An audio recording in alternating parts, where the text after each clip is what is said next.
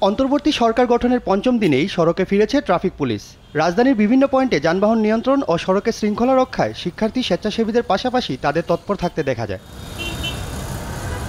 Traffic বিভাগের অতিরিক্ত উপপুলিশ commissioner বলেন, ইতিমধ্যে প্রায় ৭৫% পুলিশ সদস্য কাজে যোগদান করেছেন। ২-১ দিনের মধ্যে আগের অবস্থানে ফিরবে ট্রাফিক পুলিশ।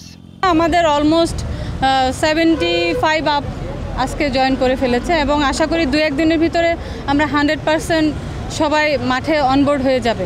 গেল কয়েকদিনের মতোই সড়কে সরব শিক্ষার্থী ও স্বেচ্ছাসেবীরা। যানবাহন চলাচল নিয়ন্ত্রণ, কাগজপত্র তদারকি, বাইকারদের হেলমেট নিশ্চিত সহ নানা কর্মকাণ্ডে চালাচ্ছে তারা।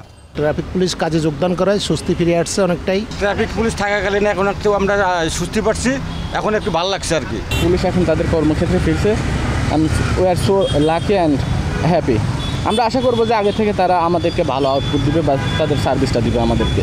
এটাই আসলে ট্রাফিক পুলিশদের কাছে আমাদের প্রত্যাশা। যেহেতু ট্রাফিকটা চলে আসছে, স্টুডেন্টরা এতদিন আমাদেরকে সবাইকে হেল্প করছে, তো এখন যদি ট্রাফিকটা তাদের দায়িত্ব যদি স্বাভাবিকভাবে পালন করে, আমার মনে হয় স্টুডেন্টরা এখন চলে যাওয়া উচিত তাদের শিক্ষা প্রাঙ্গণে। এদিকে সড়কে বেড়েছে যানবাহনের সংখ্যা। কয়েকদিন ধরে ছাত্র জনতা পরিস্থিতি সামলালেও ট্রাফিক পুলিশের উপস্থিতি বাড়তি স্বস্তি দিয়েছে সাধারণ মানুষকে। আহাদ চৌধুরী, দেশ টিভি, ঢাকা।